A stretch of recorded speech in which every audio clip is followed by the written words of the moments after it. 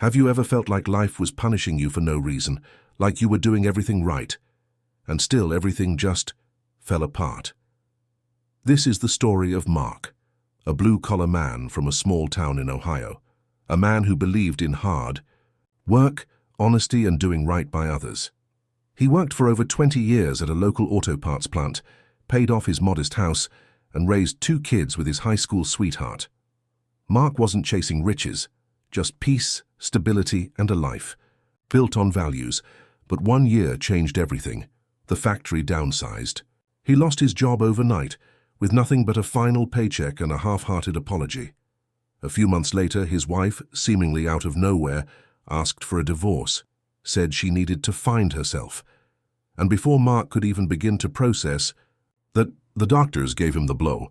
Type 2 diabetes, advanced stage. He was 47, burnt out, alone, and sick. The man who once carried everyone could barely carry himself. He stayed indoors most days, avoided calls, stopped mowing the lawn, neighbors whispered, friends faded, and Mark sat in silence, asking one question over and over. Why is this happening to me? What he didn't know was that life wasn't breaking him. It was redirecting him. Mark became a ghost of the man he used to be. He slept through the afternoons, ate whatever he could find in the freezer, stopped shaving, stopped caring. He'd stare at the walls of his living room, surrounded by memories that now felt like scars. Everything reminded him of what was gone. The family photos, his old work boots by the door, the empty spot in the driveway where his wife used to park. Pain doesn't always scream. Sometimes it just lingers quietly. His kids had moved out years ago. They checked in, but life was busy, and Mark, he felt like a burden, like dead weight. Until one chilly afternoon he grabbed his jacket and just started walking.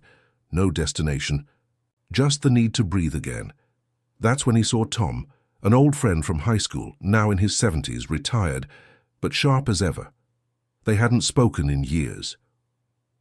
Tom invited him to sit on the bench outside a coffee shop. They talked, or rather, Mark talked, for the first time in months. He poured his heart out. The job, the divorce, the diagnosis, the emptiness. Tom listened. No judgment, just presence. And then he said something that would echo in Mark's mind for weeks. Sometimes, life doesn't take things from you to punish. It removes what's in your way. Mark blinked, confused. But deep down a spark lit. Could it be that everything falling apart was exactly what needed to happen? Tom leaned back and shared a story his grandfather once told him, one of those old Midwest farm stories. There was a horse that fell into a deep pit behind a barn. The farmer tried everything to pull him out, but couldn't. After a while, he figured the horse was old and weak, so he decided to bury it right there. He began to shovel dirt into the pit, but every time a shovel of dirt hit the horse's back, the horse shook it off and stepped up, shovel after shovel, shake after shake. The horse kept climbing, until, eventually, he stepped right out of the pit. Mark was stunned. That horse was him, buried in job loss, covered in heartbreak, suffocating under the weight of a diagnosis. But maybe, just maybe, the dirt wasn't there to bury him. It was there to lift him, to give him something to climb on. Tears welled in his eyes, not from pain, but from something else. Hope. For the first time in a long time, Mark felt a flicker of belief. That maybe this wasn't the end. Maybe it was the beginning. Mark didn't wake up the next day a brand new man, but he did wake up. He made a fresh pot of coffee, took a walk around the block, started reading about managing diabetes, changed his diet, began cooking for himself, experimenting with spices he'd never touched before. He cleaned up the backyard that had been left wild for months, started planting herbs, then tomatoes. What began as therapy became routine, then a passion. Soon, he turned his overgrown garden into a backyard greenhouse. Neighbors started noticing, asking for plants, asking for advice.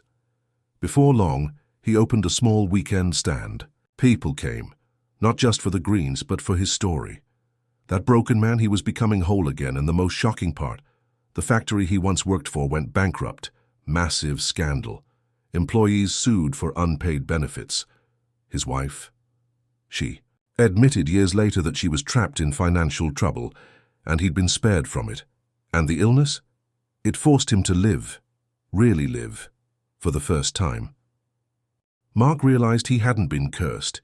He'd been spared, redirected, given a second chance and disguised as rock bottom.